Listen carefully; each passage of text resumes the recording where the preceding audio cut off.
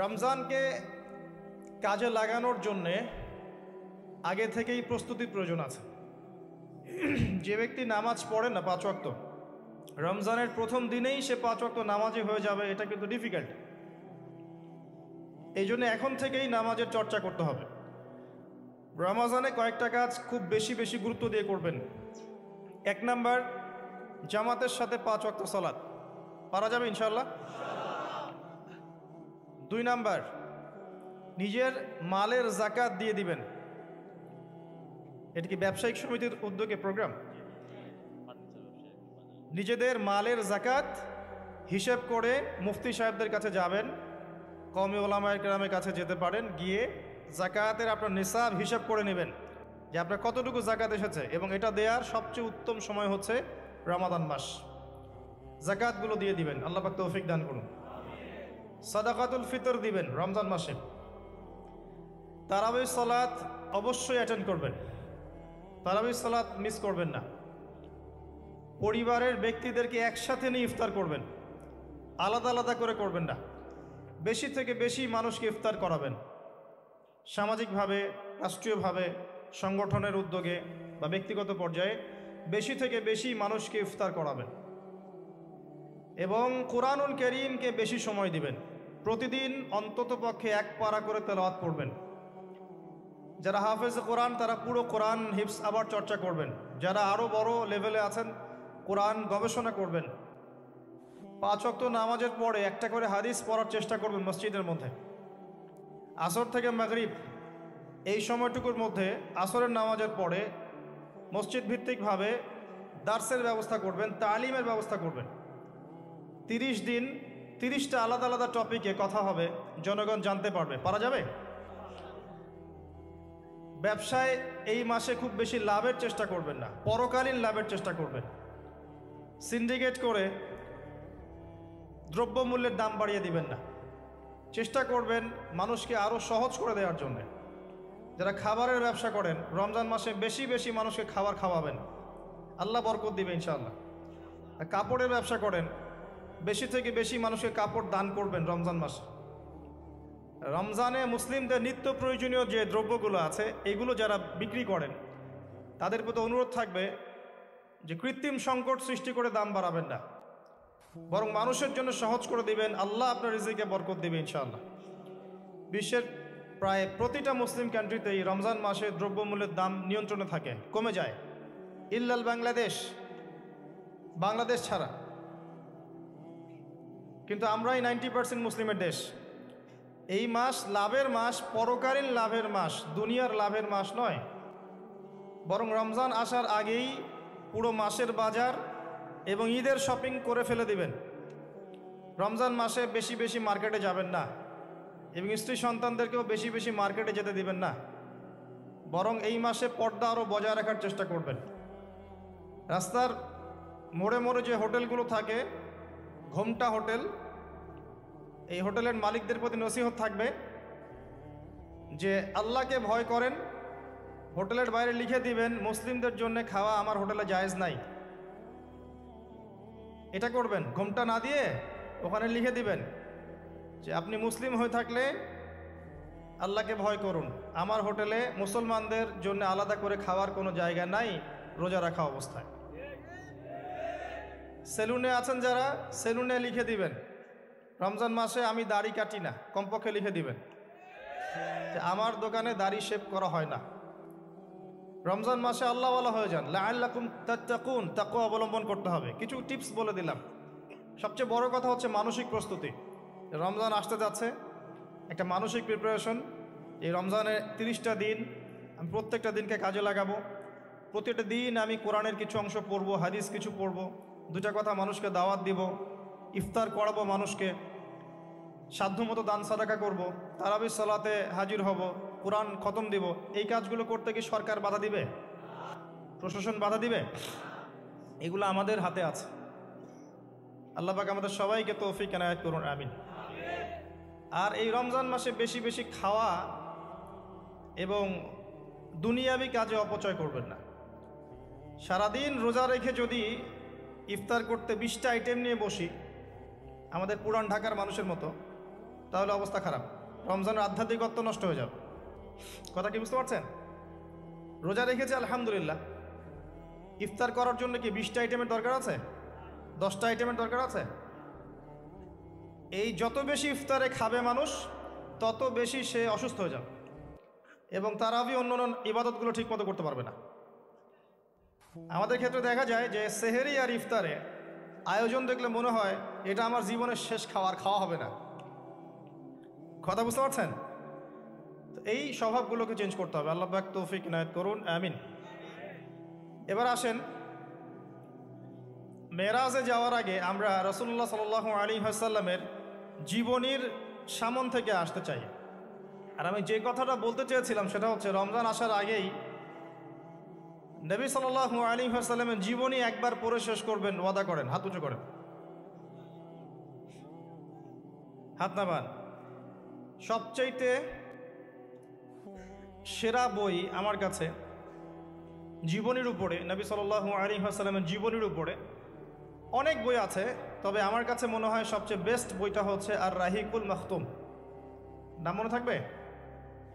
রাহিকুল মাখতুম, আল্লামা সফিউর রহমান মোবারকপুরী রাহিমাহুল্লাহ, যিনি এই সাবকন্টিনেন্টের মানুষ ছিলেন, তিনি বইটা লিখেছেন এবং বইটা 1182টা বইয়ের মধ্যে প্রথম স্থান অধিকার করেছে।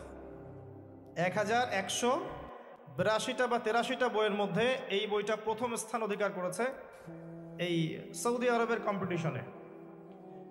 তো এই বইটার চেয়ে প্রাণবন্ত সিরাতের বই আমি আসলে পড়িনি, আর অনেক সিরাতের বই আছে এবং আমি অনুরোধ করব সিরাতের বেশি বেশি বই কিনবেন। একটা সিরাতের বইয়ে সব তথ্য হয়তো থাকবে না, এখানে ভেরিয়েশন আনতে হবে আপনাকে, বিভিন্ন সিরাতের বই কিনবেন, কিন্তু আর রাহিকুল মাখতুম বইটা মাস্ট বি পড়ার চেষ্টা করেন। রমজান মাস আসার আগেই বইটা শেষ করবেন, ওয়াদা করেন ইনশাআল্লাহ। আল্লাহ পাক তৌফিক দান করুন। এবং রমজান মাস আসার আগেই কোরআন তেলাওয়াত শিখে নেবেন, ওয়াদা করেন। আগামীকাল থেকেই প্রয়োজনে স্থানীয় মসজিদে যিনি ইমাম আছেন বা মুয়াজ্জিন সাহেব আছেন বা মাদ্রাসার শিক্ষকরা আছেন, তাদের কাছে যাবেন। 1 থেকে 2 মাসের বেশি সময় লাগার কথা না আপনার তাজবিদ শিখতে। সবার তো শিখলেই বিশুদ্ধ হয়ে যাবে না, পড়তে পড়তে পড়তে পড়তে একটা পর্যায়ে আপনার মুখের মধ্যে জড়তা আল্লাহ কাটিয়ে দিবে, তখন আপনি ইনশাল্লাহ ফ্লুয়েন্টলি পড়তে পারবেন। কিন্তু শিখতে, নিয়মকানুনগুলো শিখতে 1 থেকে 2 মাসের বেশি লাগার কথা না। আর আমি জানি আপনারা জীবনে অনেক কিছুই পড়েছেন, আপনারা জীবনে এসএসসি, এইচএসসি, অনার্স মাস্টার সব করেছেন, বিবি এমবিএ করেছেন, ডক্টরেট ডিগ্রি অর্জন করেছেন, মেডিকেল সায়েন্স পড়েছেন, কঠিন কঠিন সাবজেক্ট পড়েছেন, বাংলা সাহিত্য পড়েছেন, উপন্যাস পড়েছেন, শরৎচন্দ্র, বঙ্কিমচন্দ্র, হুমায়ুন আহমেদ সব পড়ে শেষ করে ফেলেছেন। রবীন্দ্র নজরুল তো শেষ আগেই। ইংরেজিতে অনার্স করছেন, ইকোনমিক্সে অনার্স করছেন, ম্যানেজমেন্ট পড়ছেন, অ্যাকাউন্টিং পড়ছেন, কঠিন সাবজেক্ট পড়ছেন, ফিজিক্স কেমিস্ট্রি পড়ছেন, বায়োলজি পড়ছেন, কিন্তু 1-2 মাস 3 মাসের মধ্যে আপনি কোরআন শিখতে পারবেন না, এটা আসলে বিশ্বাসযোগ্য নয়। এই ক্যাপাবিলিটি আল্লাহ পাক আপনার মস্তিষ্কে দিয়েছেন, আল্লাহর ওয়াস্তে আপনি কাজে লাগান, ইনশাল্লাহ পরকালে আপনি সফল হবেন। রমজান আসার আগেই শিখতে হবে এই কারণে, যাতে রমজানের প্রথম দিন থেকেই আপনি তেলাওয়াত করতে পারেন, ডেইলি 1 পারা। পারা যাবে ইনশাল্লাহ। এই কোরআন কার উপর নাজিল হয়েছে? মুহাম্মদ সাল্লাল্লাহু আলাইহি ওয়াসাল্লামের প্রতি। কখন নাজিল হয়েছে আমাকে বুঝতে হবে। একটু বসেন, রিল্যাক্স হন, আমাকে দেখা না গেলে কোনো সমস্যা নেই, আমার কথাগুলো শুনেন। আর আমি তো জামাই না যে আমাকে দেখতেই হবে। তো নবী সাল্লাল্লাহু আলাইহি ওয়াসাল্লাম যে সময়ে তার উপরে কোরআন নাজিল হয়েছে, এই সময়টা একটু বুঝতে হবে। ওই যুগটাকে বলা হয় কি? আইয়ামে জাহিলিয়াত, মানে কি? অন্ধকারাচ্ছন্ন যুগ। ওই যুগে মৌলিকভাবে অনেক সমস্যা ছিল, কিন্তু মোটা দাগে 5টা সমস্যা ছিল। কয়টা? 5টা। এখান থেকে আমি মেরাজের দিকে যাবো ইনশাল্লাহ। 5টা মৌলিক সমস্যা ছিল। 5টা সমস্যার প্রথম হচ্ছে শিরক। ওই যুগের মানুষরা আল্লাহর সাথে শিরক করত। তারা মূর্তি পূজা করত, তারা মাধ্যম পূজা করত, তারা কবর পূজা করত, তারা মৃত ব্যক্তির পূজা করত, তারা প্রকৃতির পূজাও করতো কোনো কোনো ক্ষেত্রে। আর অল্প কিছু মানুষ ছিল নাস্তিক, অল্প কিছু, খুব বেশি না। এই যে শিরকের এই সমস্যাটা এখনকার বিশ্বের মধ্যে নাই। আচ্ছা, দ্বিতীয় সমস্যা ছিল রিবা বা সুদ। তাদের ম্যাক্সিমাম মানুষ সুদভিত্তিক অর্থনীতির সাথে জড়িত ছিল। এই সমস্যাটা কি এখনকার বিশ্বে নাই? আছে। তৃতীয় সমস্যাটা ছিল এই, আপনাদের মোবাইল ফোনগুলো সাবধানে রাখবেন। এই পর্যন্ত যতগুলো মাহফিলে গিয়েছি, এখন দেখি খুব অবজেকশন আসে যে অ্যানাউন্স করতে বলা হয় যে অনেকের মোবাইল পাওয়া যায় না। তো মোবাইল ফোনগুলো একটু সাবধানে রাখবেন। এখানে আল্লাহ না করুক এমন মানুষও আসতে পারে যার উদ্দেশ্য ভালো না, তো এটা একটু খেয়াল রাখবেন। তো দ্বিতীয় সমস্যা ছিল রিবা, যেটা এখনকার বিশ্বের অন্যতম মৌলিক সমস্যা। আপনি যদি বিশ্বের অর্থনীতির দিকে তাকান, আপনি দেখবেন বিশ্বের পুরো অর্থনৈতিক সিস্টেমটা সুদভিত্তিক। কেউ এর বাইরে নয়, কেউই বাইরে নয়। আমরা এমন একটা যুগে বাস করছি যেখানে কেউ যদি সুদ থেকে বাইরে থাকতে চায়, যে আমি মোটেই খাবো না, একবারেই খাবো না, টোটালি খাবো না, তারপরেও তার গায়ের মধ্যে সুদের ছিটা ফোটা লাগবে। আমার কথা বুঝতে পারছেন? এটা সেই যুগ। কিভাবে লাগবে সেটা সম্পর্কে জানার জন্যে রিবা কেন্দ্রিক যে বইগুলো আছে, আল্লামা তকি উসমানের বই আছে, ইনশাআল্লাহ আগামীতে এটার উপর বিস্তারিত আলোচনাও আসবে। এগুলো পড়েন এবং শোনেন, ইনশাআল্লাহ কাজে দিবে। শুধু এতটুকু বলবো, যে খায় যে দেয়, যে সাক্ষী থাকে এবং যে লিখে রাখে, উভয়কেই, এই 4 শ্রেণীর মানুষকেই নবী সাল্লাল্লাহু আলাইহি ওয়াসাল্লাম সমান অপরাধী বলেছেন। পুরো সিস্টেমটার মধ্যে এগুলো পড়ে যাবে। এমনকি যদি দেখেন আমি খাচ্ছি না, একটা ফ্ল্যাট বাসায় ভাড়া আছে, এই বাসা যে করেছে সে সুদের লোন নিয়ে করেছে, আমার ভাড়ার টাকা থেকে সে লোন শোধ করে, পরোক্ষভাবে আমিও সুদের সাথে জড়িত আছি। এটা সেই যুগ যেখানে আপনি বেঁচে থাকতে চাইলে পারবেন হয়তোবা, যদি আপনার তাকওয়া অনেক উঁচু লেভেলের হয়, কিন্তু ধুলি কণা আপনার গায়ে লাগবেই, আপনি বাঁচতে পারবেন না। তৃতীয় সমস্যা ছিল মাদক। আইয়ামে জাহিলিয়াতে তৃতীয় সমস্যা ছিল মাদক। এখনকার বিশ্বের দিকে আপনি তাকান, আপনি দেখবেন ম্যাক্সিমাম যুব সমাজ এই সমস্যায় নিপতিত আছে, আছে না? সেম সমস্যা। চতুর্থ সমস্যা ছিল নারীর অবমাননা। এটা সম্পর্কে বলার আমার কোনো প্রয়োজন নাই, যথেষ্ট বলেছি এই পর্যন্ত আমি।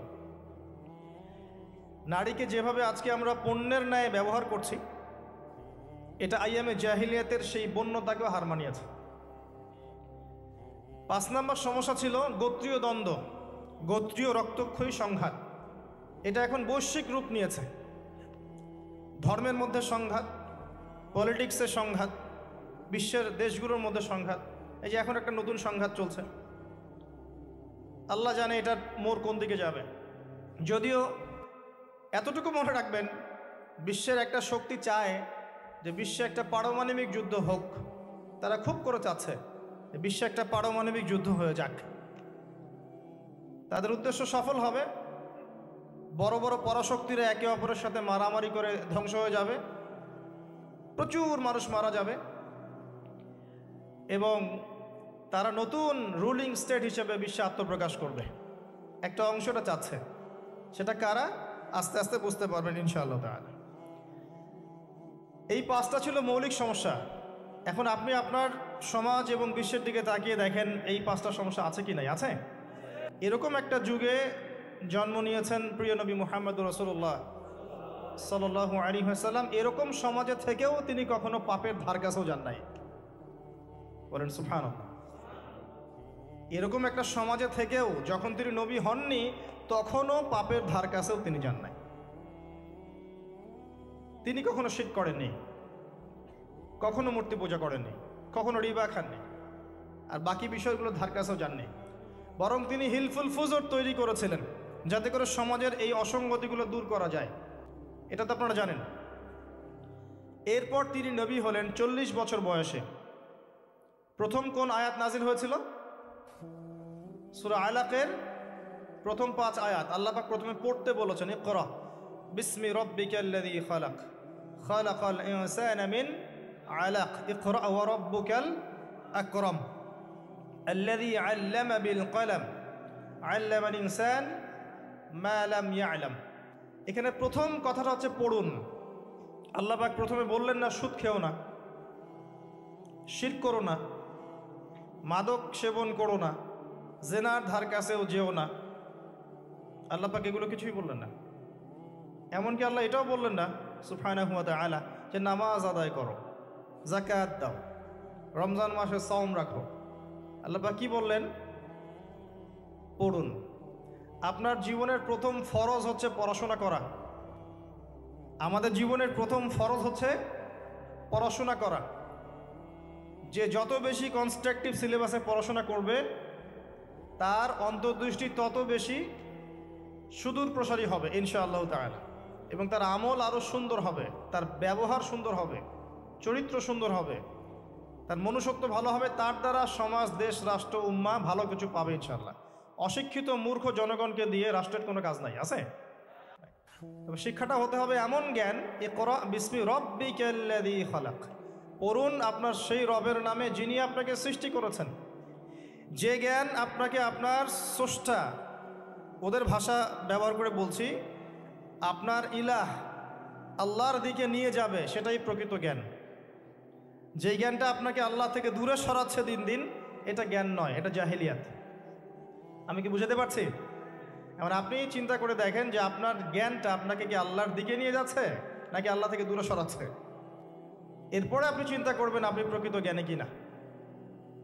কেউ যদি অক্সফোর্ড, কেমব্রিজ, হার্ভার্ড থেকে পাশ করে আসে, এসে বলে যে পর্দা এটা সেকেলে প্রথা, ওই যুগে চলতো এই যুগে চলে না, এই ব্যক্তিকে আমরা জ্ঞানী বলতে পারি না।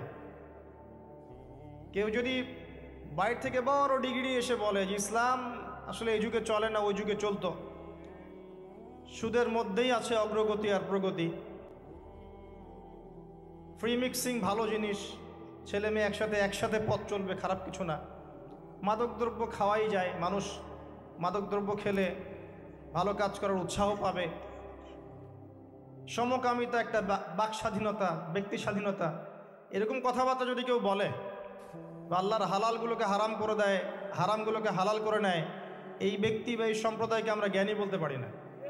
কারণ তাদের জ্ঞান তাদেরকে আল্লাহ থেকে দূরে সরিয়ে দিয়েছে। ইকরা বিসমি রাব্বিকাল্লাযী খালাক। পড়ুন আপনার সেই রবের নামে যিনি আপনাকে সৃষ্টি করেছেন।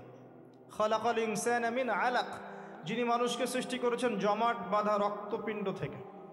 ইকরা ওয়া রাব্বুকাল আকরাম, পড়ুন আপনার রব মহামান্বিত।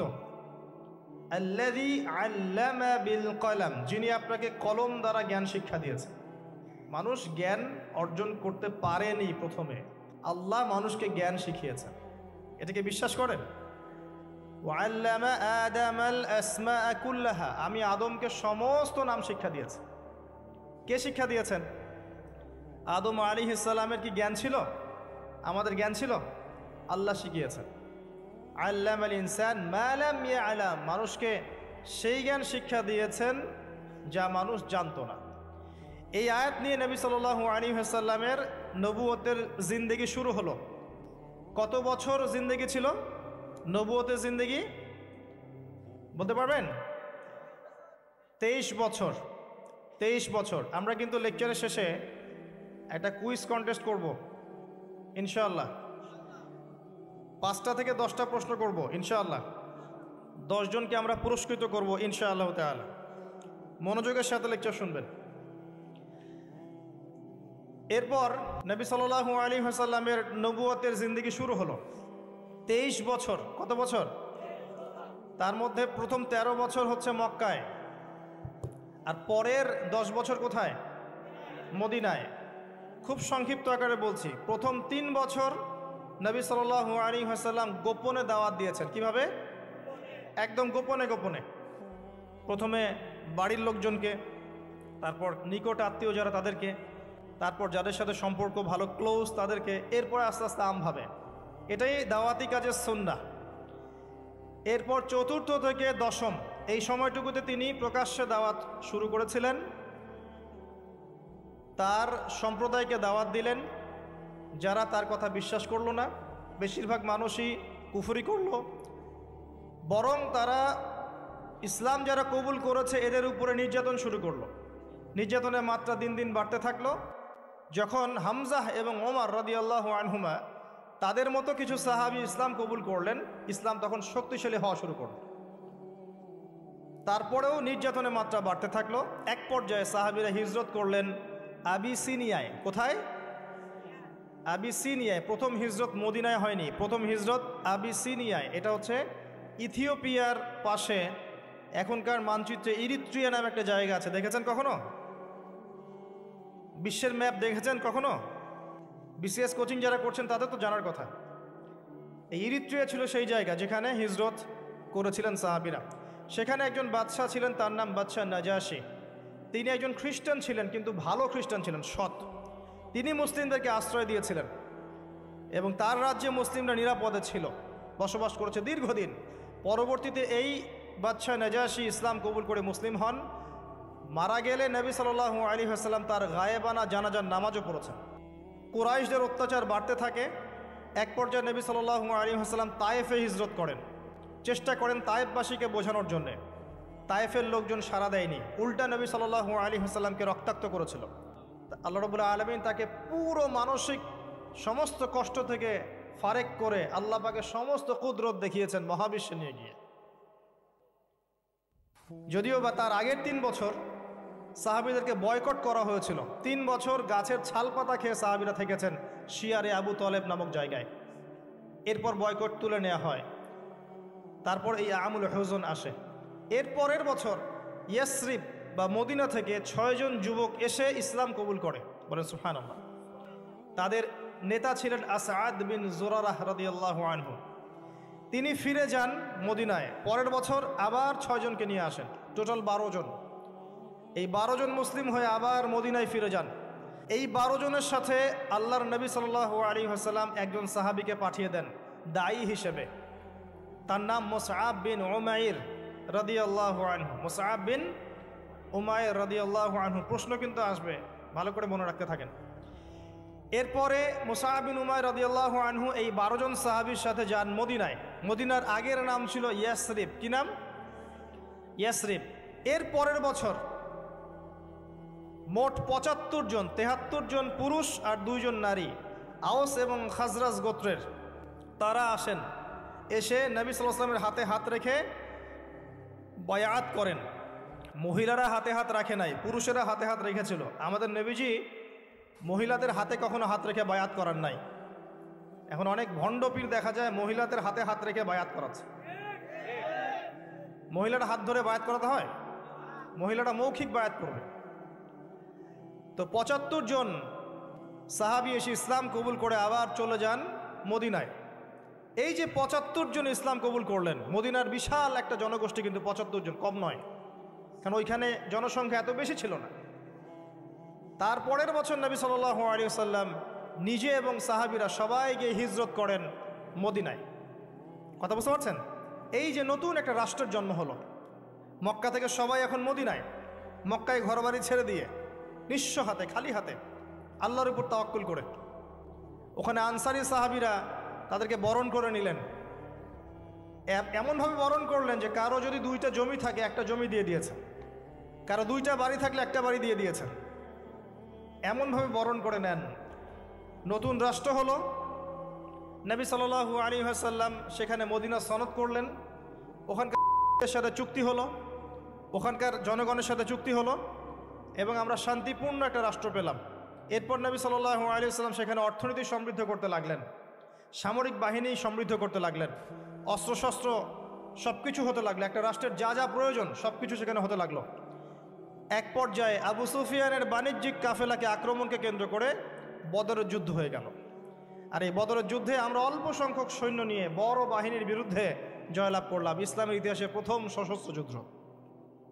কথা বুঝতে পারছেন? এর পরের বছর হলো উহুদ, যে যুদ্ধে আমরা প্রায় জিতে গিয়েছিলাম। আমাদের একটা ভুলের কারণে সাময়িক বিপর্যয়ের সম্মুখীন হলাম। আমরা উহুদের সাময়িক বিপর্যয়ের সম্মুখীন হলাম। 70 জন সাহাবী শহীদ হয়ে গেল। আমাদের নবীজি স্বয়ং নিজেও সেই যুদ্ধে মার খেয়েছেন একটা ভুলের কারণে। সেখান থেকে নামবে না, সাহাবীরা কয়েকজন নেমে এসেছিলেন। ব্যাস পড়ে দেখবেন, সব বলে দেব না। এর পরের বছর খন্দকের যুদ্ধে 3-4 মাস অবরোধ করে রাখা হয় মদিনাকে। শেষমেশ তারা কিছুই লাভ করতে পারলো না, ফিরে চলে গেল। এরপর থেকে মুসলিমরা আক্রমণাত্মক যুদ্ধ শুরু করলো। একে একে বিভিন্ন গাজওয়া এবং সারিয়া হতে লাগলো। মুসলিমরা সমৃদ্ধ হতে লাগলো, সম্পদ বাড়তে লাগলো, জনবল বাড়তে লাগলো, অর্থনীতি সমৃদ্ধ হতে লাগলো, অস্ত্রশস্ত্র বাড়তে লাগলো। সব ডিপার্টমেন্ট থেকে আমরা রাইজ করতে লাগলাম। শুধু তাই না, পররাষ্ট্রনীতিও ইমপ্লিমেন্ট করা হলো। বিভিন্ন রাষ্ট্রপ্রধানদের কাছে চিঠি পাঠানো হচ্ছে। এর মধ্যে একবার নবী সাল্লাল্লাহু আলাইহি ওয়াসাল্লাম স্বপ্নে দেখলেন তিনি মক্কা তাওয়াফ করছেন, কাবা তাওয়াফ করছেন। সাহাবীরা বুঝে নিলেন যে আমরা মক্কায় যাচ্ছি। তারা মক্কায় যাওয়া শুরু করলেন। 1400 সাহাবী। হুদাইবিয়া নামক জায়গায় আটকে দেয়া হলো, যাওয়া যাবে না, এই বছর ফেরত যেতে হবে, পরের বছর আসতে হবে। তোমাদের কেউ আমাদের দলে আসলে ফেরত দিব না, আমাদের কেউ তোমাদের দলে গেলে ফেরত দিতে হবে। আগামী 10 বছর আমরা কেউ কারোর সাথে যুদ্ধ করব না। আগামী বছর ওমরা করতে আসবে মাত্র 3 দিনের জন্য, কোনো অস্ত্র সাথে আনা যাবে না। সবগুলোতে নবীজি বললেন ঠিক আছে, ডিল, কোনো সমস্যা নেই। তারা ফেরত চলে গেলেন। ওই বছর ওমরা করা হলো না। নবীজি ফেরত গিয়েই খায়বার আক্রমণ করলেন। খায়বার ছিল, কে পরাজিত করা হলো। খায়বার মুসলিমদের দখলে চলে আসলো। এর আগে আরো 2 কওমকে সেখান থেকে, মদিনা থেকে বহিষ্কার করা হয়। একটা বনু নাজির, একটা হচ্ছে বনু কাইনুকা। আর খন্দকের যুদ্ধে বহিষ্কার করা হয় বনু কুরাইজাকে। এরা সবাই খায়বার আশ্রয় নিয়েছিল। খায়বারকে আক্রমণ করে এদেরকে আরব উপদ্বীপ থেকে বের করে দেওয়া হয়। তার পরের বছর হচ্ছে মক্কা বিজয়। নবী সাল্লাল্লাহু আলাইহি ওয়াসাল্লাম মক্কা বিজয় করলেন। মক্কার সমস্ত মূর্তিগুলো ভেঙে ফেললেন। বেলাল রাদিয়াল্লাহু আনহু কাবা ঘরের উপর উঠে আজান দিলেন। নবীজি সবাইকে মাফ করে দিলেন। দলে দলে মানুষ ইসলাম কবুল করলো। সূরা নাসর নাজিল হলো, ইজা জাআ নাসরুল্লাহি ওয়াল ফাতহ। সূরা মাইদার 3 নম্বর আয়াত নাজিল হলো। এরপর নবীজি মদিনায় ফিরে গেলেন। তার মাঝে হুনাইনের যুদ্ধ হয়েছে, এর আগে একটা মোতার যুদ্ধ হয়েছে, তারপর একটা তাবুক যুদ্ধ হয়েছে, ব্যাস। এরপরে মদিনায় ফিরে গিয়ে মাত্র 81 বা 83 দিন নবীজি বেঁচেছিলেন। এরপরে তার শেষ রোগ শুরু হলো এবং মারা যাওয়ার কয়েকদিন আগে তিনি বলে গেলেন, আমার কবরকে উপাসনার জায়গা বানাবে না, আমার কবরকে উপাসনার জায়গা বানাবে না। আরব উপদ্বীপ থেকে বহিষ্কার করবে, রাষ্ট্রদূতরা আসলে সম্মান করবে, দাস দাসীর প্রতি খেয়াল রাখবে, নামাজের হেফাজত করবে। আর অনেক নসিহত তিনি করে গেলেন। তিনি বলে গেলেন তার আগে বিদায় হজের ভাষণে, তোমরা সবাই ভাই ভাই, সাদার উপর কালো, কালোর উপর সাদা, ধনীর উপর গরিব, গরিবের উপর ধনী, আরবের উপর অনরব, অনরবের উপর আরব, কোনো ভেদাভেদ নাই। তোমরা সবাই আদম সন্তান, আদম মাটির সন্তান। নবীজি বললেন সাল্লাল্লাহু আলাইহি ওয়াসাল্লাম, সাহাবীরা, আমি কি তোমাদের কাছে আমার অর্পিত দায়িত্ব পালন করেছি, পৌঁছে দিয়েছি? সাহাবায়ে কেরাম বললেন, হ্যাঁ, আমরা সাক্ষ্য দিয়েছি আপনি পৌঁছে দিয়েছেন। নবীজি বললেন, আল্লাহুম্মা ফাশহাদ, আল্লাহ আপনি সাক্ষ্য থাকেন আমি আমার দায়িত্ব পৌঁছে দিয়েছি। এভাবে তার জীবনটা শেষ হয়ে যায়।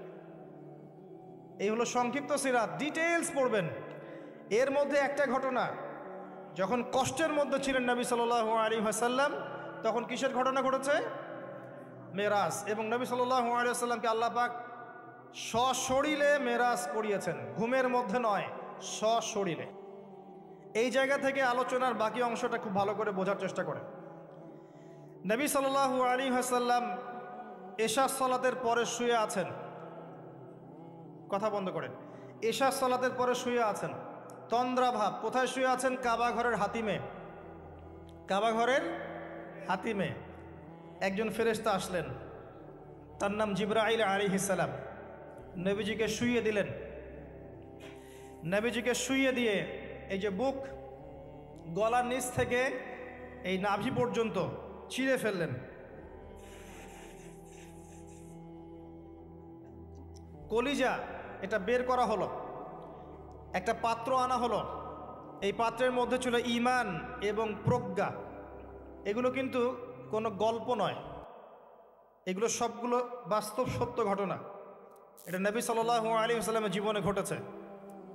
এগুলোর ব্যাখ্যা কি, এগুলো কি সায়েন্টিফিক কি না, এগুলোর পিছনে দর্শন কি, যুক্তি কি, এগুলো আমাদের আজকের আলোচনার বিষয় নয়। কারণ আমি অনেক দিন আলোচনা করেছি যে সায়েন্স আপনাকে সব কিছুর ব্যাখ্যা দিতে পারবে না। কোনো কিছু সায়েন্স দিয়ে প্রমাণ হলেই বিশ্বাস করব, না হলে করব না, এই চেতনার নাম শিরক। এটা আধুনিক যুগের শিক্ষা শিরক, এটা আধুনিক যুগের শিক্ষা ক্ষেত্রে শিরক। যে সায়েন্স কিছু প্রমাণ করলে বিশ্বাস করব, না করলে করব না, এটাতে আমি বিশ্বাস করি না।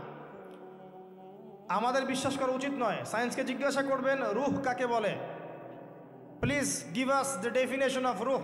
রুহের ডেফিনেশন দেন, রুহ কাকে বলে, কত প্রকার কি কি, আত্মা কাকে বলে, কত প্রকার কি কি। সায়েন্সের প্যান্ট খারাপ হয়ে যাবে। কথা কি বুঝতে পারছেন? রুহের ডেফিনেশন দিতে পারবে না। জিজ্ঞাসা করবেন স্বপ্ন কাকে বলে, মানুষের স্বপ্ন মাঝে মাঝে সত্য হয় কিভাবে, ব্যাখ্যা দিতে পারবে না। যদি বলেন মানুষ ঘুমায়, ঘুমের একটা পূর্ণাঙ্গ ব্যাখ্যা দেন, দিতে পারবে না। যদি বলেন যে কবরের আযাবের ব্যাখ্যা দেখ, পারবে না। জিন জাতির ব্যাখ্যা দেখ, পারবে না। মালায়েকার ব্যাখ্যা দেখ, পারবে না। তাদের দৌড় একটা জায়গা পর্যন্ত, সেটা হলো বিগ ব্যাং থেকে মহাবিশ্ব সৃষ্টি হয়েছে। সব কিছু গিয়ে ওখানে শেষ হবে, যে আগে কিছুই ছিল না, হঠাৎ বিস্ফোরণ হয়েছে, বাস পৃথিবী সৃষ্টি হয়ে গেছে। অনেক সিম্পল জিনিসের ব্যাখ্যাই সে দিতে পারেনি। তাহলে আমরা কেমন করে ধরে নিলাম যে সায়েন্স কিছু প্রমাণ করলেই সত্য, না করলে সত্য না? এটা কে বললো আপনাকে? এটা সবচেয়ে বড় শিক্ষা ক্ষেত্রে শিরক হচ্ছে এখন। কারো যদি জ্ঞানতাত্ত্বিক এপিস্টিমোলজি ঠিক না থাকে, তার পুরো জ্ঞান চর্চায় শিরক হবে। তাই আমি এখানে এই আলোচনা করতে যাচ্ছি না যে এটা সায়েন্টিফিক ব্যাখ্যা ইত্যাদি। আমি জাস্ট ঘটনাটা বলছি, এর পিছনে শিক্ষাগুলো বলবো। বুক চিরে ফেলা হয় এবং কলিজাটা বের করে একটা পাত্র আনা হয় স্বর্ণের, এর মধ্যে ঈমান এবং প্রজ্ঞা ছিল। ঈমান এবং প্রজ্ঞা কি, এর আকার আকৃতি কেমন, আল্লাহ ভালো জানেন। সব কিছু সায়েন্টিফিক হবে না যে কঠিন তরল বায়বীয়। কঠিন তরল বায়বীর বাইরেও অনেক কিছু আছে যেটা সায়েন্স জানে না। কথা কি বুঝতে পারছেন? অনেক কিছুই আছে। কঠিন তরল বায়বীর বাইরেও অনেক কিছু আছে যেটা সায়েন্স ব্যাখ্যা করতে পারবে না। ঈমান এবং প্রজ্ঞার এই পাত্রে কলিজাটা ডুবানো হয়, ধুয়ে পরিষ্কার করে আবার আগের জায়গায় ফিট করে দেওয়া হয়। আনাস রাদিয়াল্লাহু আনহু, বিখ্যাত সাহাবী, প্রায় 10 থেকে 12 বছর নবী সাল্লাল্লাহু আলাইহি ওয়াসাল্লামের খেদমত করেছেন। তিনি বলেছেন, আমি আল্লাহ রসুলের বুকের মধ্যে এই যে বুক চিরে ফেলা, সিনা চাক, এই দাগটা আমি দেখেছি। বুকের মধ্যে দাগ ছিল। এরপর নবী সাল্লাল্লাহু আলাইহি ওয়াসাল্লামের সামনে একটা বাহনকে আনা হয়। এই বাহনের নাম হচ্ছে বোরাক। কি নাম? গাধার চেয়ে একটু বড়, খচ্চরের চেয়ে একটু ছোট, এর নাম হচ্ছে বোরাক। এই বোরাকে নবী সাল্লাল্লাহু আলাইহি ওয়াসাল্লামকে উঠতে বলা হয়। তিনি উঠতে গেলে বোরাক একটু পার্ট নিয়েছে, ভাব নিয়েছিল আর কি। ভাব নেওয়া বোঝেন? মাঝে মাঝে আমরা ভাব নেই না? কখনো মেয়েদের বিউটি কন্টেস্ট দেখেছেন? ফ্যাশন শো দেখেন নাই? টিভিতে অ্যাডভার্টাইজ দেখেন নাই? কে দেখে নাই? এটা তো সবাইকেই দেখতে হয়। কার চোখে পড়েনি? মনে হবে যে মানুষকে ভয় দেখাচ্ছে। এই যে ভাব, বোরাক একটা ভাব নিয়েছিল।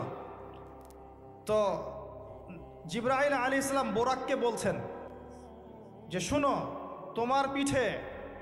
তোমার পিঠে মুহাম্মদ সাল্লাল্লাহু আলাইহি ওয়াসাল্লামের চেয়ে উত্তম কোনো মানুষ এখনো বসে নাই, আর মুহাম্মদ সাল্লাল্লাহু আলাইহি ওয়াসাল্লামের চেয়ে প্রিয় এবং সম্মানিত মহান কোনো ব্যক্তি আল্লাহর কাছে নাই। অতএব তুমি এত পার্ট নিও না। তখন বোরাক ঘামতে শুরু করে। আমি যে কথাগুলো বলছি এগুলো সহিহ বুখারীর মধ্যে আছে, সহিহ মুসলিমের মধ্যেও আছে এবং অন্যান্য সিরাতের গ্রন্থগুলোর মধ্যে আছে। আমি এক জায়গায় করে কথাটা বলার চেষ্টা করছি। এরপর বোরাক ছুটতে শুরু করে। নবীজি বলছেন, বোরাকের ছোটার গতিটা এমন ছিল যে আমরা আমাদের দৃষ্টি যতদূর পর্যন্ত যায়, সে তার একটা পা অতদূর পর্যন্ত ফেলছে। এখনকার রকেটগুলোর গতি দেখেছেন? এই মহাবিশ্ব যত অভিযান, আমাদের ধারণা যে এই মেরাজের ঘটনাকে কেন্দ্র করেই হয়েছে। এই থিওরিগুলো ওরা পেত না। মহাবিশ্বের এই আকাশ ভেদ করে যাওয়া যায়, এই যে কনসেপ্টটা কিন্তু নবী সাল্লাল্লাহু আলাইহি ওয়াসাল্লাম মেরাজের আগে কখনো হয়নি। একমাত্র ঘটনা পৃথিবীতে যে পৃথিবীর কোনো মানুষ 7 আকাশের উপরে গিয়েছেন, আল্লাহর সাথে কথা বলে এসেছেন। সুবহানাল্লাহ। এমনকি কোনো নবীর ক্ষেত্রেও এটা হয়নি, কোনো নবীর ক্ষেত্রেও নয়। সেখানে গিয়ে দেখলেন মসজিদের মধ্যে একজন ব্যক্তি সালাত আদায় করছেন। দেহের গড়নটা একটু লম্বা এবং চুলগুলো কোকড়ানো, কানের লতি পর্যন্ত, রুগ্ন একটু। তাকে বলা হচ্ছে ইনি হচ্ছেন মুসা আলাইহিস সালাম, সালাত পড়ছেন। এখন কিভাবে সালাত পড়ছেন, জীবিত না মৃত নাকি বারজাখে, আমরা ব্যাখ্যা করতে পারবো না।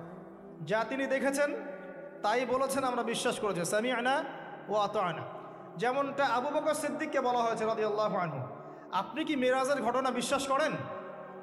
আপনি কি মেরাজের ঘটনা বিশ্বাস করেন? আল্লাহ রাসূল সাল্লাল্লাহু আলাইহি ওয়াসাল্লাম এক রাতের মধ্যে বাইতুল মাকদিস গিয়েছেন, সেখান থেকে আরশে আজিম, আবার ফিরে এসেছেন, অজুর পানি গড়িয়ে পড়ছে। আবু বকর সিদ্দিক তিনি বলছেন, এর চাইতেও বড় কথা তো আমি বিশ্বাস করি, সেটা হলো আসমান থেকে কোরআন তার উপর নাজিল হচ্ছে প্রতিনিয়তই। যে আল্লাহ তার উপর কোরআন নাজিল করতে পারেন, তাকে আসমানে নিয়েও যেতে পারেন, এটা অবিশ্বাস করার কি আছে? এরপর থেকে তার নাম হয় কি? সিদ্দিক। তো আমরা ওই দিকে যাওয়ার চেষ্টা করি। নবীজি বলেছেন, ব্যাস সত্য। এবং এখানে ঢোকার আগে একটা পাথরের মধ্যে এই বোরাকটাকে বেঁধে রাখা হয়। আরেকজন ব্যক্তিকে দেখেছেন যার গরন ফর্সা এবং লালচে, এই দুইটা কালারকে মিক্স করলে যেমন গায়ের রং হবে এমন, এবং চুলগুলো হচ্ছে অনেক সোজা, সিল্কি। সিল্কি শব্দটা আমি বুঝলাম, চুলগুলো অনেক সোজা, এটা আমার কথা, স্বচ্ছ ঝকঝকে চুল। তো গায়ের গরনটা খুব বেশি লম্বাও না, খুব বেশি খাটোও না। নবীজিকে বলা হচ্ছে ইনি হচ্ছেন ঈসা ইবনে মারইয়াম। নবী সাল্লাল্লাহু আলাইহি ওয়াসাল্লাম আরেকজনকে দেখলেন যার গরনটা হুবাহু নবী সাল্লাল্লাহু আলাইহি ওয়াসাল্লামের মতোই।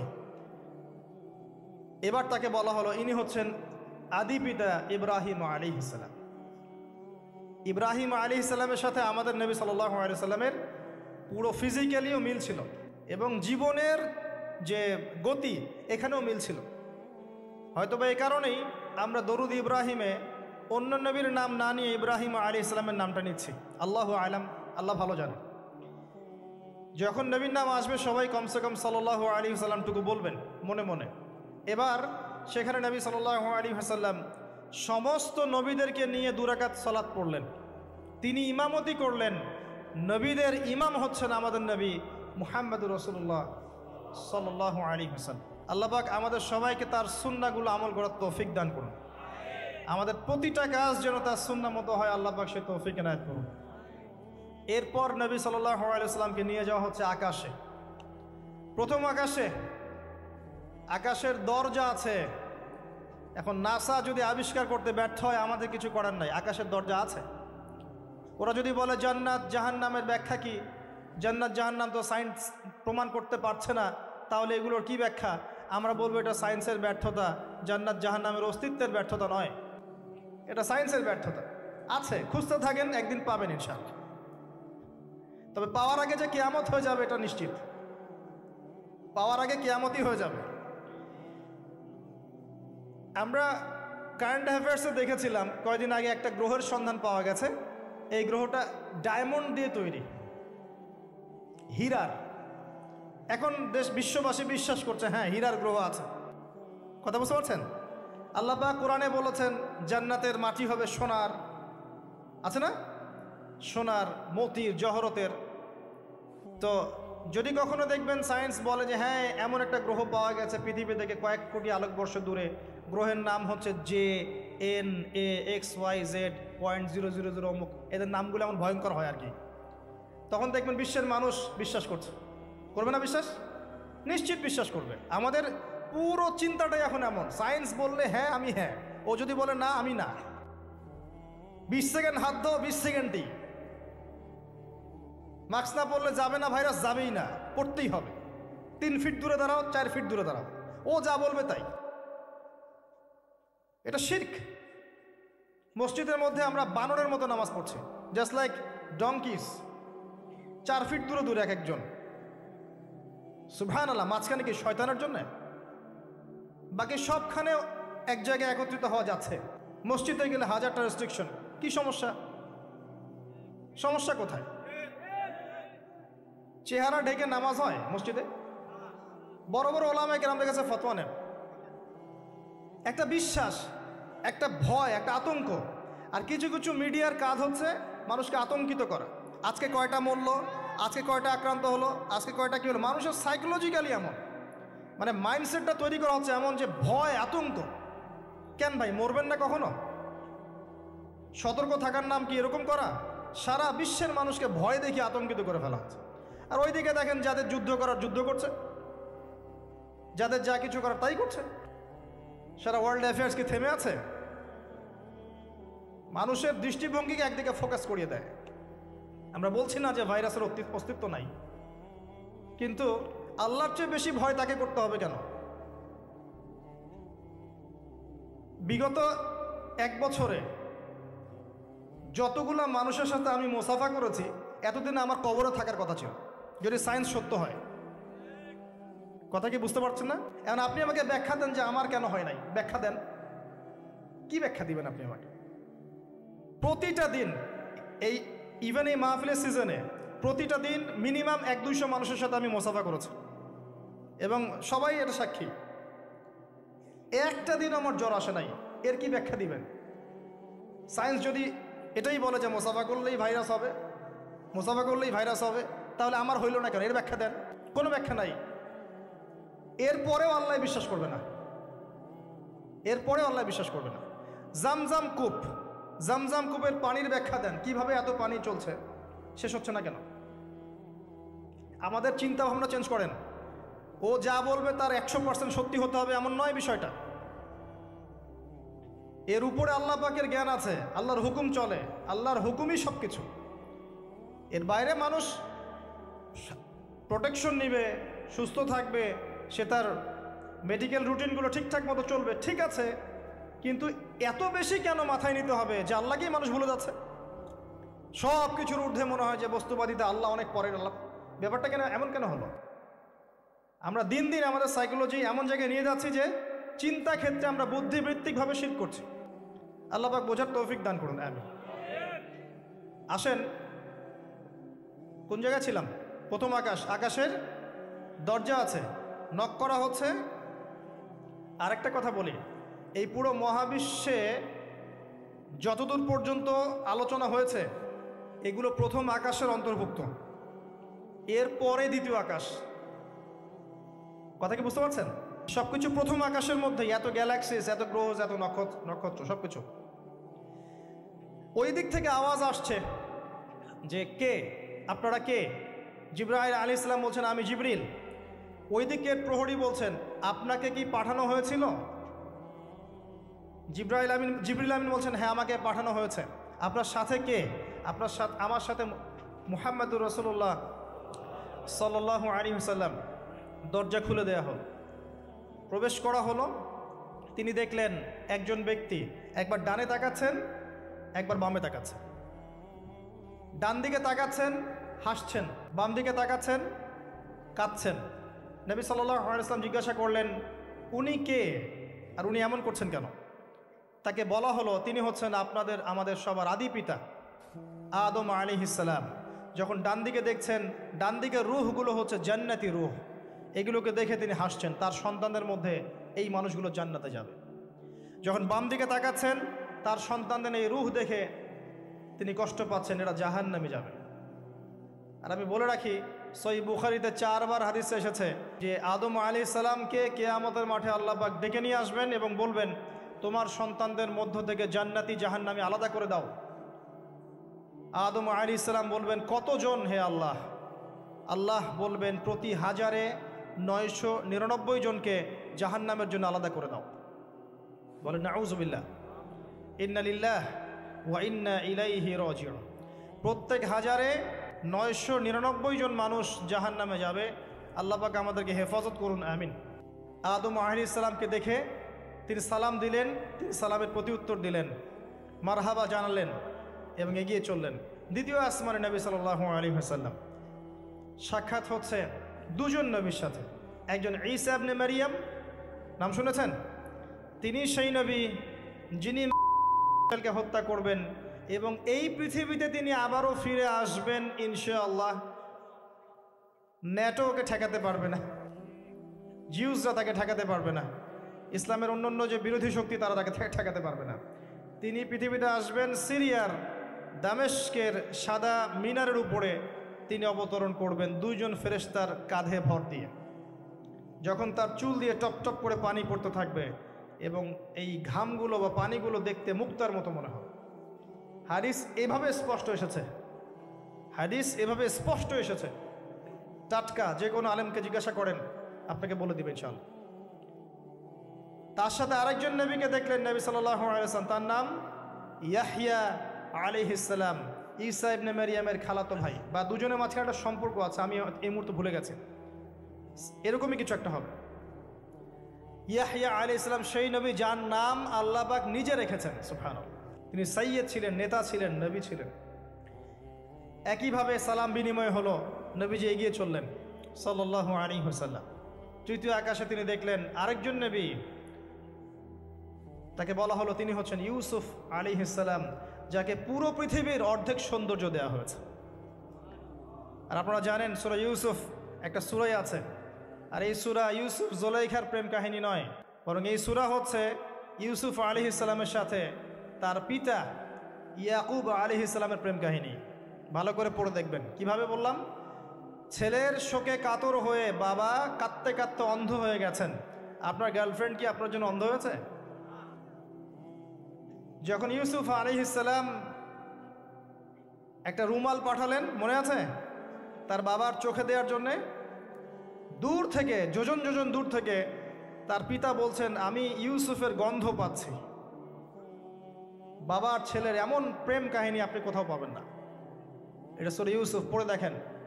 আর ইউসুফ আলাইহিস সালামের যে চরিত্র ছিল, তার চেহারার চেয়ে চরিত্র আরো বেশি সুন্দর ছিল। তাকে জেনার অফার করা হচ্ছে, তিনি বলছেন আল্লাহকে আমি ভয় করি। আর যুবকদেরকে আমরা বলতে চাই যে যদি আপনি জেনা থেকে দূরে থাকতে পারেন, যদি শুধু জেনা থেকে দূরে থাকতে পারেন, আল্লাহ পাক আপনার যে কোনো দোয়া কবুল করবে ইনশাআল্লাহ।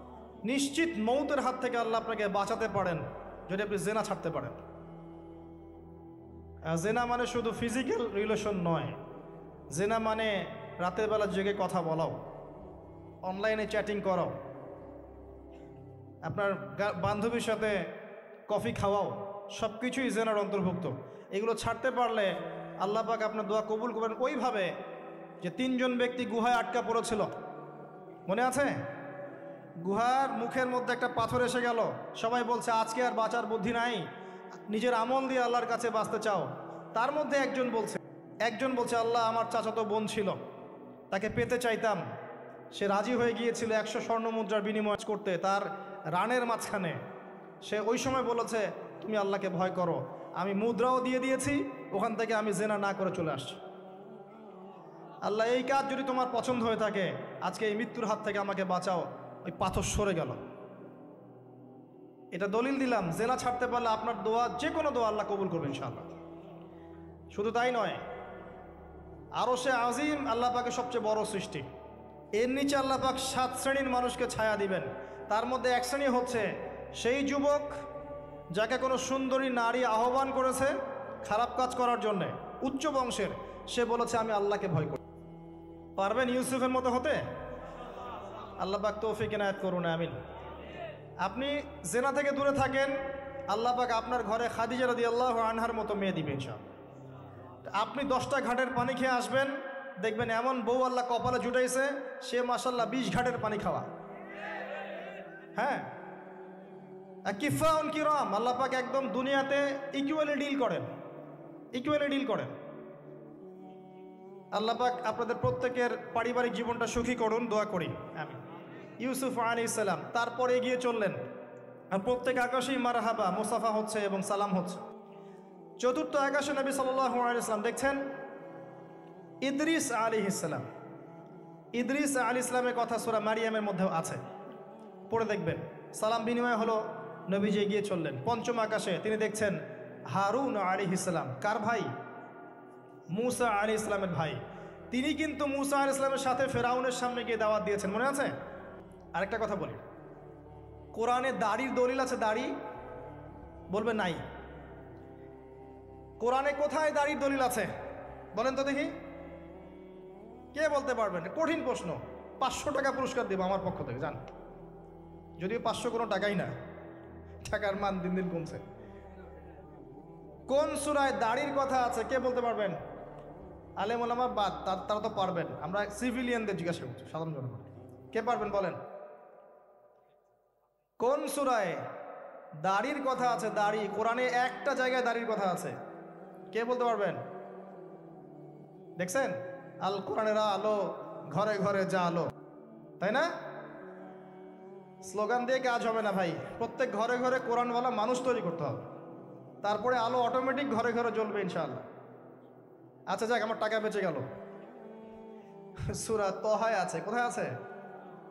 সূরা তহার মধ্যে আছে, একটা জায়গায় দাড়ির কথা আছে, সেটা হচ্ছে হারুন আলাইহিস সালামের দাড়ি। কার দাড়ি? হারুন আলাইহিস সালামের দাড়ি। মূসা আলাইহিস সালাম ফেরাউন থেকে যে দলবল নিয়ে পার হওয়ার পরে, বনু ইসরায়েলকে নিয়ে পার হওয়ার পরে আল্লাহ পাক তাকে 40 দিন ডেকেছেন তুর পাহাড়, মনে আছে? তুর পাহাড়ে তিনি গেছেন। এই ফাঁকে বনু ইসরায়েল শিরক করা শুরু করেছে, এই যে বাছুর পূজা শুরু করেছে, মনে আছে? পড়েন নাই কখনো? বাছুর পূজা শুরু করেছে। মূসা আলাইহিস সালাম তাওরাত নিয়ে আসছেন, এসে দেখছেন যে কওমের এই অবস্থা। তিনি রাগে তাওরাত ছুঁড়ে মারলেন। তিনি প্রচণ্ড ব্যক্তিত্ব সম্পন্ন মানুষ ছিলেন, গায়রতওয়ালা, রাগে তাওরাত ছুঁড়ে মারলেন। এবং এসে এই যে হারুন আলাইহিস সালাম যাকে রেখে গিয়েছিলেন যে কওমকে দেখাশোনা করবে, তার দাড়ি চিপে ধরল। তুমি থাকতে এরা এই অবস্থায় গেল কিভাবে? এক হাতে দাড়ি, এক হাতে চুল, চেপে ধর, তুমি থাকতে এই অবস্থা হইল কিভাবে? সূরা তহা পড়ে দেখেন। তখন হারুন আলাইহিস সালাম বলছেন যে হে আমার ভাই, আমার দাড়ি আর চুল ধরো না। এই একটা, তার মানে দাড়ি পাওয়া যাচ্ছে কোরআনে। কিছু মানুষ তো এখন বলে কোরআন মানি, হাদিস মানি না, তাই না? ওই অজুহাত দিয়ে এখন দাড়ি রাখে না, বলে কোরআনে তো দাড়ির কথা নাই, রাখবো কেন? সুবহানাল্লাহ। আপনারাও কি এটা বিশ্বাস করেন যে আমরা শুধু কোরআন মানবো, হাদিস মানবো না? স্পষ্ট কুফরি, স্পষ্ট কুফরি। কোরআন এবং হাদিস একসাথে মিলেই শরিয়া। শুধু কোরআন মানি, হাদিস মানি না, এটা বলতে গিয়ে সে বোঝাচ্ছে সে আসলে কোরআনও মানে না। কোরআনে আল্লাহ বলেছেন ওয়ামা আতাকুমুর রাসূল ফাখুযুহ, রাসূল যা দিয়েছেন নিয়ে নাও। ওয়ামা নাহাকুম আনহু ফানতাহু, যা থেকে নিষেধ করেছেন দূরে থাকো। তাহলে সুন্নাহ না মানলে আপনি কিভাবে কোরআন মানবেন? কথা কি বুঝতে পারছেন? আসেন, হারুন আলাইহিস সালাম সালাম বিনিময় হলো, চললেন। তারপরে ষষ্ঠ আসমানে গিয়ে দেখলেন মূসা আলাইহিস সালাম, সেই যে ব্যক্তি। সালাম বিনিময় হলো, চলে যাচ্ছেন, আর মূসা আলাইহিস সালাম কাঁদছেন, কান্না করছেন। জিজ্ঞাসা করা হলো কেন কান্না করছেন? তিনি বললেন আমার পরে একজন যুবক নবী হবে যার উম্মত আমার চেয়ে বেশি জান্নাতে যাবে, এটা চিন্তা করে আমি কান্না করছি। তিনি হচ্ছেন মুহাম্মদুর রাসূলুল্লাহ সাল্লাল্লাহু আলাইহি ওয়াসাল্লাম। তারপরে গিয়ে চললেন সপ্তম আসমান। সেখানে সপ্তম আসমান মানে 7 নম্বর মহাবিশ্ব, সেখানে গিয়ে দেখলেন যে বাইতুল মামুর নামে একটা জায়গা আছে, ঠিক কাবা ঘরের একদম এক্স্যাক্টলি উপরে, একদম সোজা উপরে বাইতুল মামুর নামে একটা জায়গা আছে। এটা হচ্ছে ফেরেশতাদের ইবাদতের জায়গা, তারা সেখানে তাওয়াফ করেন। প্রতিদিন 70,000 ফেরেশতা, প্রতি মুহূর্তে 70,000 ফেরেশতা এখানে তাওয়াফ করে। এবং যার একবার তাওয়াফের সুযোগ হয়েছে সে আর কখনো সুযোগ পাবে না, শেষ। আল্লাহ পাকের ফেরেশতাদের সংখ্যা চিন্তা করেন তাহলে এবার। সেখানকার দেয়ালে হেলান দিয়ে আছেন ইব্রাহিম আলাইহিস সালাম, তার চেহারা একদম মুহাম্মদ সাল্লাল্লাহু আলাইহি ওয়াসাল্লামের মতো। এবং অনেক ছোট ছোট বাচ্চা তার সামনে খেলা করছে।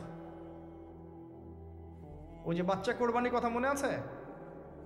যেসব মুমিন মুসলিমদের ছোট ছোট বাচ্চা কাচ্চারা নাবালক অবস্থায় মারা যায় না, তাদের আত্মাগুলো সেখানে চলে যায়, তারা সেখানে খেলা করতে থাকে। যারা পিতা পায়নি, যখন পিতার কথা মনে হয় খেলতে খেলতে, তখন তারা ইব্রাহিম আলাইহিস সালামের কাছে দৌড় দেয়। মায়ের কথা মনে হলে তার স্ত্রীর কাছে দৌড় দেয়।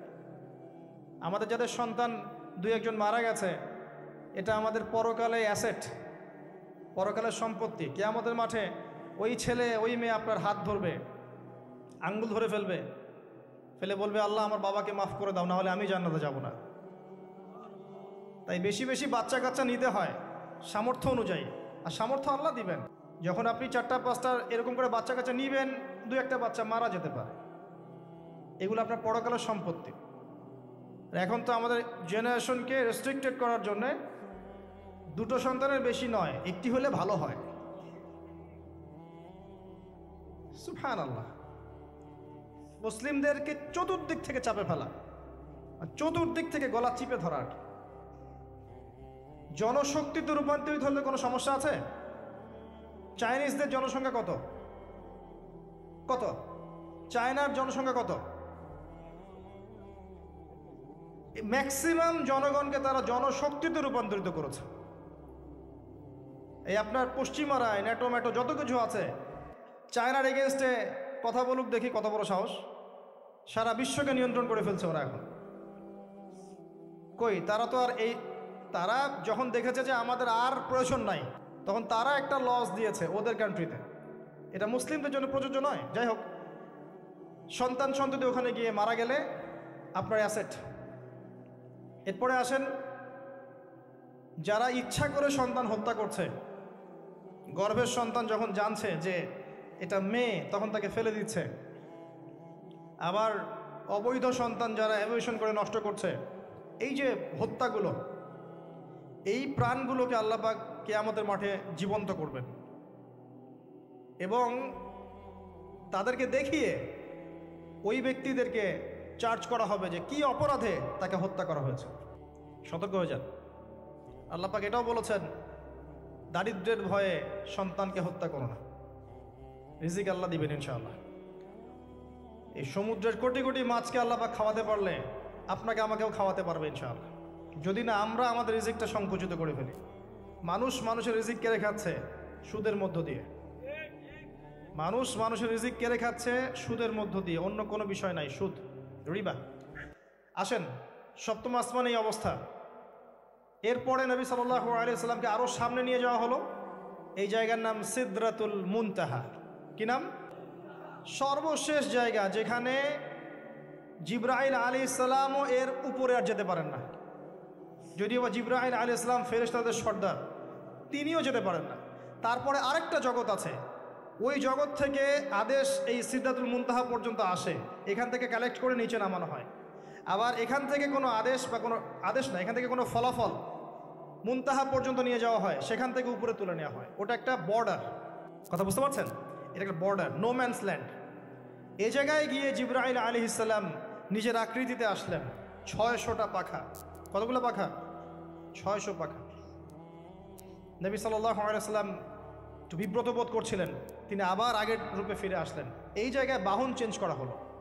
এখানে নবী সাল্লাল্লাহু আলাইহি ওয়াসাল্লাম বলেছেন, আমি সিদরাতুল মুনতাহায় এমন কিছু রং দেখেছি, এত অপরূপ সৌন্দর্য দেখেছি, যেটা কোনো মানুষের পক্ষে ভাষায় প্রকাশ করা সম্ভব না। এটা শেষ সীমানা, এবং এটা একটা বড়াই গাছের মতো দেখতে। সরি, বড়ই গাছ, বড়াই গাছ না, আসলে বড়ই গাছের, কুল গাছের মতো দেখতে। এরপর আরেকটা বাহন আনা হলো, এটা বাহন চেঞ্জ করা হলো। এবার তিনি আরও ঊর্ধ্বে উঠে যাচ্ছেন, উঠছেন। একটা পর্যায়ে ওই জগতে যে ফেরেশতারা আছেন যারা আল্লাহ পাকের আদেশ লিখছেন, ওই আদেশগুলো লিখার যে কলমের খসখস শব্দ, এটা নবীজি শুনতে পারলেন। সুবহানাল্লাহ। নূরের পর্দার কাছাকাছি তাকে নিয়ে যাওয়া হলো, একদম আল্লাহ পাকের কাছাকাছি, আরো সে আজিমের কাছাকাছি। এখানে আল্লাহ রাব্বুল আলামিন সরাসরি তার সাথে কথা বললেন, যা ওহী করার তা করলেন, এবং স্পেশালি 3টা গিফট বা হাদিয়া দিলেন। কয়টা? 1 নাম্বার 50 ওয়াক্ত নামাজ। কত ওয়াক্ত?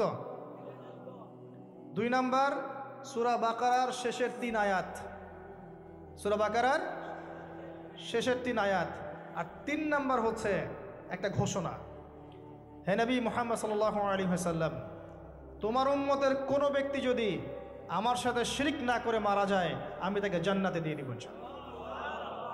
আজকে এই মেরাজুন নবী নিয়ে অনেক আলোচনা হবে, কিন্তু আলোচনা হওয়ার পরে আমরা যদি এই নামাজের পাবন্দ না হতে পারি, সূরা বাকারার শিক্ষা নিতে না পারি, বা শেষের আয়াত মুখস্থ করতে না পারি, শিরক ছাড়তে না পারি, আদতে আলোচনার কোনো ফায়দা নেই। কথা বুঝতে পারছেন? এখানকার 3টা মৌলিক হাদিয়া তিনি নিয়ে আসছেন। এবার নিচে নামছেন, ওই যে 6ষ্ঠ আসমানে অপেক্ষা করছেন কে? মুসা আলাইহিস সালাম। কোথায় যাচ্ছেন? এই কি হলো আল্লাহর সাথে কথাবার্তা? এই হয়েছে। কি দিয়েছে আপনাকে? 50 ওয়াক্ত নামাজ। বলেন কি 50 ওয়াক্ত নামাজ? আমার উম্মতের 2 ওয়াক্ত নামাজ ছিল, পড়তে পারে নাই। পারবেন আপনার উম্মত? আপনি ফিরে যান, নামাজ কমিয়ে নিয়ে আসেন। লজ্জাবোধ করলেন নবী সাল্লাল্লাহু আলাইহি ওয়াসাল্লাম, তাও ফিরে গেলেন।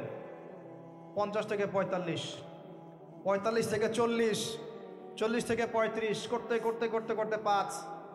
এবারও মুসা আলাইহিস সালাম বলছেন ফিরে যান, পারবেন আপনার উম্মত? মুসা আলাইহিস সালাম কত দূরদর্শী ছিলেন দেখেন। পারে উম্মত? ম্যাক্সিমামই তো পারে না। কথা ঠিক আছে না? ম্যাক্সিমাম উম্মতই কিন্তু পারছে না 5 ওয়াক্ত নামাজ পড়তে। তো মুসা আলাইহিস সালামের দূরদর্শিতা ঠিকই ছিল, পারবেন আপনার উম্মত। তিনি লজ্জাবোধ করলেন। আল্লাহ পাক বললেন, তোমার উম্মতের জন্য 5 ওয়াক্তই ফিক্স করলাম, কিন্তু যদি 5 ওয়াক্ত তারা ঠিকঠাক মতো আদায় করে 50-এর নেকি দিয়ে দিব ইনশাআল্লাহ। এবং আরেকটা ঘোষণা দিলেন, সেটা হচ্ছে যে তোমার উম্মতের যে কোনো ভালো কাজকে 10 দিয়ে গুণ করে দেয়া হবে। একটা নেকির কাজ করবেন, 10 গুণ বৃদ্ধি করা হবে। কিন্তু একটা গুনাহ করলে 10 দিয়ে গুণ করা হবে না, একই থেকে যাবে। এবং আপনার উম্মতের কোনো ব্যক্তি যদি কবিরা গুনাহ ছেড়ে দেয়, কবিরা গুনাহ তো বোঝেন, বড় বড় গুনাহ ছেড়ে দেয়, তার সমস্ত সগীরা গুনাহ মাফ করে দেওয়া হবে। আর কি চাই? এবার নবী সাল্লাল্লাহু আলাইহি ওয়াসাল্লাম ফিরে আসছেন। এবার শোনেন আমাদের শিক্ষা।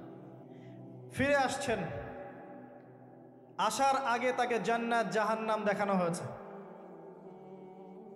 নবী সাল্লাল্লাহু আলাইহি ওয়াসাল্লাম যে বিষয়গুলো দেখেছেন, এর মধ্যে যেগুলো হাদিসে এসেছে আমি খুব সংক্ষিপ্ত আকারে বলছি, এবং এখান থেকে আমরা শিক্ষা নেবেন। মনে রাখবেন, এখন যেগুলো বলছে এগুলো এই উম্মতের জন্য খাস, আমাদের উম্মতে মুহাম্মাদের জন্য খাস। তিনি আসছেন, বারজাখের জগতি হোক আর জাহান্নামের শাস্তি হোক। একজন ফেরেশতাকে দেখলেন, তার মুখে হাসি নাই। কি নাই? জিবরাইল আলাইহিস সালামের সাথে কথোপকথন হচ্ছে, তিনি নবীজিকে সালাম দিলেন, সালামের উত্তর দেওয়া হলো, কিন্তু মুখে হাসি নাই। বাকি সবাই তার সাথে হাসি মুখে সাক্ষাৎ করেছেন, এই ফেরেশতা বাদ দিয়ে। তিনি জিজ্ঞাসা করছেন, জিবরিল আলাইহিস সালাম, তার মুখে হাসি নাই কেন? তাকে বলা হলো, এই ফেরেশতার নাম হচ্ছে মালিক। কি নাম? সূরা যুখরুফের মধ্যে আছে, তার নাম হচ্ছে মালিক। আল্লাহ পাক তাকে জাহান্নামের প্রহরী বানিয়েছেন, জাহান্নামের চিফ অফ কমান্ড মালিক। যখন থেকে আল্লাহ পাক তাকে এই দায়িত্ব দিয়েছেন, তার মুখের হাসি উঠে গেছে। আল্লাহর কাছে পারমিশন চাওয়া হচ্ছে, জাহান্নাম দেখতে চাই। আল্লাহ পাক দেখার পারমিশন দিলেন। নবী সাল্লাল্লাহু আলাইহি ওয়াসাল্লাম দেখে বললেন, সেখানকার বেশিরভাগ অধিবাসী হচ্ছে নারী জাতি, এবং তিনি বললেন জাহান্নামে যাবে উদ্ধত এবং অহংকারীরা। জান্নাত দেখতে চাই, দেখানো হলো। জান্নাতের ডিটেলস বর্ণনা নবীজি দিলেন ফিরে এসে। এমনকি উমর রাদিয়াল্লাহু আনহুর একটা রুম, একটা কক্ষ, একটা গোরফাও দেখে এসেছেন। ঢুকতে চেয়েছেন, ঢোকেন নাই। পরে বলেছেন, ওমর, আমি তোমার ব্যক্তিত্বের কথা চিন্তা করে সেখানে ঢুকিনি, দেখেছি জান্নাতে তোমার ঘর আছে। একটা আওয়াজ শুনেছেন, মিষ্টি কণ্ঠস্বর। কিসের কণ্ঠস্বর? মিষ্টি কণ্ঠস্বর। তাকে বলা হচ্ছে, এই কণ্ঠস্বর হচ্ছে বেলাল রাদিয়াল্লাহু আনহুর আজানের কণ্ঠস্বর। খরম, খরম জুতা আছে না, খরম, এর খটখট আওয়াজ শুনেছেন। নবীজি জিজ্ঞাসা করছেন, কার? বলা হচ্ছে এটা বেলাল রাদিয়াল্লাহু আনহুর। বেলাল রাদিয়াল্লাহু আনহুকে বলা হলো, আপনি কি এমন আমল করেন? হে বেলাল, তুমি কি এমন আমল করো যার কারণে এই মর্তবা হচ্ছে? যখনই জান্নাতে যাই আমাকে দেখানো হয়, দেখি তুমি, তোমার পায়ের পদধ্বনি সামনে সামনে আছে। তখন বললেন, ইয়া রাসূলুল্লাহ, আমি তো আসলে এক্সট্রাঅর্ডিনারি কোনো আমল করি না, কিন্তু আপনারা যা করেন তাই করি। কিন্তু যখনই আমি ওযু করি, আমার ওযু ছুটে গেলে আমি ওযু করি, আর ওযু করেই আমি 2 রাকাত নফল সালাত পড়ি, তাহিয়াতুল ওযু, এতটুকু কাজ করি। নবীজি বলেন, এটাই সেই কাজ যার কারণে তোমাকে জান্নাতের এই মর্তবা দেওয়া হয়েছে। নবীজি আসছেন, দেখানো হচ্ছে। এবার শোনেন, দেখানো হচ্ছে একদল মানুষ যাদের আঙ্গুলগুলো লম্বা লম্বা, তামার লম্বা নখর। নখর বোঝেন? নখর। গাল এভাবে হ্যাঁচড়াচ্ছে, নিজের গাল নিজে হাঁচড়াচ্ছে, এবং নিজের দেহ থেকে গোশত তুলে ফেলছে, ভক্ষণ করছে। নবীজি জিজ্ঞাসা করলেন সাল্লাল্লাহু আলাইহি সাল্লাম, এরা কারা? কি কারণে এদের শাস্তি হচ্ছে? তাকে বলা হলো, এরা আপনার উম্মতের সেই সব ব্যক্তি যারা সবসময় গীবত আর সমালোচনায় ব্যস্ত থাকে। শিক্ষা নিয়ে নেন, আমার মনে হয় না আমার কিছু বলার প্রয়োজন আছে। এরা আপনার উম্মতের সেই সব ব্যক্তি যারা আপোষে গীবত, অপবাদ এবং সমালোচনায় ব্যস্ত থাকতো। তার মানে এই উম্মতের একটা বড় সমস্যা হবে গীবত। পেট এইরকম ফোলা, অট্টালিকার মতো পেট ফোলা, আর ভিতরে সাপ কিলবিল করছে, এবং এদেরকে রক্তের নদীতে ফেলে মাথাটা ফাটিয়ে দেওয়া হচ্ছে। নবী জিজ্ঞাসা করলেন সাল্লাল্লাহু আলাইহি ওয়াসাল্লাম, এরা কারা? মর্মান্তিক শাস্তি দেওয়া হচ্ছে, এরা কারা? এরকম শাস্তি দেয়া হচ্ছে, আপনি দেখলে আপনার কেমন লাগবে? নবীজিকে বলা হচ্ছে সাল্লাল্লাহু আলাইহি ওয়াসাল্লাম, এরা আপনার উম্মতের এই সব ব্যক্তি যারা ছিল সুদখোর, রিবাখোর। মানে এই উম্মতের অন্যতম বড় সমস্যা হবে রিবা, যেটা আমি বলেছি, প্রতিটা সেক্টরে রিবা। সবচেয়ে নিম্ন পাপ নিজের মায়ের সাথে জেনা করা, সবচেয়ে উচ্চ পাপ আল্লাহ এবং তার রাসূলের সাথে যুদ্ধ করা, এটা হলো সুদ। এবং এর বাস্তবতা হচ্ছে এই, ধনী দিন দিন ধনী হবে, গরিব দিন দিন গরিব হবে, এটা বাস্তবতা। রক্ত চুষে খাওয়া হয়, এই কারণে রক্তের নদীতে ফেলা হয়েছে।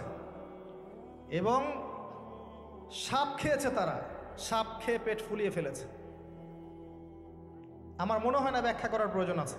আর একটা হাদিস আগেই বলেছি, যে দেয়, যে নেয়, যে সাক্ষী থাকে, যে লিখে রাখে, সবাইকে সমানভাবে লানত করেছেন নবী সাল্লাল্লাহু আলাইহি ওয়াসাল্লাম। নবীর লানত নিয়ে হাউজে কাউসারের পানি কোশ্চিন কালো পাবেন না, কবরের উত্তর দিতে পারবেন না। এমনকি এই নবী সাল্লাল্লাহু আলাইহি ওয়াসাল্লামের সুপারিশ আপনার কপালে নাও জুটতে পারে, সতর্ক হয়ে যান। না খেয়ে থাকেন, সুদ খায়েন না। না খেতে খেতে না খেয়ে মারা যান, তাও সুদ খায়েন না। আর যদি আপনি আল্লাহর জন্য ছাড়তে পারেন, আল্লাহর জন্য ছেড়ে দেন, আল্লাহ পাক আপনাকে বেহিসাব রিজিক দেবে ইনশাআল্লাহ। যাররা পরিমাণ সন্দেহ করবেন না যে আল্লাহ কি দিবেন না দিবেন না, আল্লাহ পাক অবশ্যই দিবেন ইনশাআল্লাহ। ওয়া মান ইয়াতাওয়াক্কাল আলাল্লাহ ফাহুয়া হাসবুহ, যে আল্লাহর উপর তাওয়াক্কুল করে আল্লাহ পাক একাই তার জন্য যথেষ্ট। আল্লাহ পাক যথেষ্ট। ওয়া ইয়ারযুকু মান ইয়াশা বিগাইরি হিসাব, আল্লাহ পাক বেহিসাব রিজিক দেন যাকে চান। মিন হাইসু লা ইয়াহতাসিব, এমন উৎস থেকে রিজিক দিবেন যে সে কল্পনা করে নাই। ছেড়ে দেন। কিন্তু বিশ্বের শুরু থেকে নিচ পর্যন্ত রিবা দিয়ে ভর্তি। একটা ছোট্ট গ্রামে যাবেন, দেখবেন একাধিক সুদী এনজিও কাজ করছে। এখন মা বোনরাও খুব বেশি সুদ খায়, ব্যাংকের মধ্য দিয়ে, সমিতির মধ্য দিয়ে, এইটা ওইটা ছল চাতুরি ঘুরিয়ে ফিরে কতভাবে যে খাওয়া হয় আল্লাহ ভালো জানেন। আল্লাহ পাক আমাদেরকে এই মহামারী থেকে হেফাজত করুন। সবচেয়ে বড় মহামারী চলছে বিশ্বে, এই ইকোনমিক মহামারী, রিবা কেন্দ্রিক মহামারী, যেটা মুসলিমের ইমান আমল সব ধ্বংস করে দিয়েছে। আসেন, তিনি আসছেন, দেখলেন এক শ্রেণীর মানুষ আগুন, বড় বড় আগুনের দলা, এগুলো মুখে ঢুকাচ্ছে, পিছনের রাস্তা দিয়ে বের হয়ে যাচ্ছে। নাউযুবিল্লাহ পড়ি আমরা। জিজ্ঞেস করা হচ্ছে কারা এরা, মর্মান্তিক শাস্তি হচ্ছে। নবী সাল্লাল্লাহু আলাইহি ওয়াসাল্লামকে বলা হলো, এরা আপনার উম্মতের সেই সব ব্যক্তি, listen to me very carefully, এরা আপনার উম্মতের সেই সব ব্যক্তি যারা ইয়েতিমদের মাল আত্মসাৎ করে খেত। আমার ব্যাখ্যা করার কোনো প্রয়োজন নাই, আপনারা সবাই শিক্ষিত মানুষ। ইতিমের মাল আত্মসাৎ করলে যদি এই শাস্তি হয়, জনগণের মাল আত্মসাৎ করলে কি হতে পারে চিন্তা করে দেখেন। কি হতে পারে? এটা মানুষের হক, আল্লাহর কাছে ক্ষমা পাওয়া যাবে না, মানুষকে দিতে হবে। আরও এগিয়ে আসলেন, তিনি দেখছেন, এবার বলতে গিয়ে আমার বুক কাঁপছে। দেখলেন এক শ্রেণীর মানুষ জিহ্বাগুলোকে টানা হচ্ছে, আগুনের কেচি দিয়ে কেটে দেওয়া হচ্ছে। আবার জিহ্বা জোড়া লাগছে, আবার কেটে দেওয়া হচ্ছে, চলতে আছে অনবরত, কন্টিনিউয়াসলি। আল্লাহর কাছে কায়ামনো বাক্যে দোয়া করি, এ সময় দোয়া কবুল হয়। আল্লাহ পাক যেন দোয়া আমাদের কবুল করেন। আল্লাহ পাক যেন আমাকে এবং আপনাদেরকে এদের অন্তর্ভুক্ত না করেন।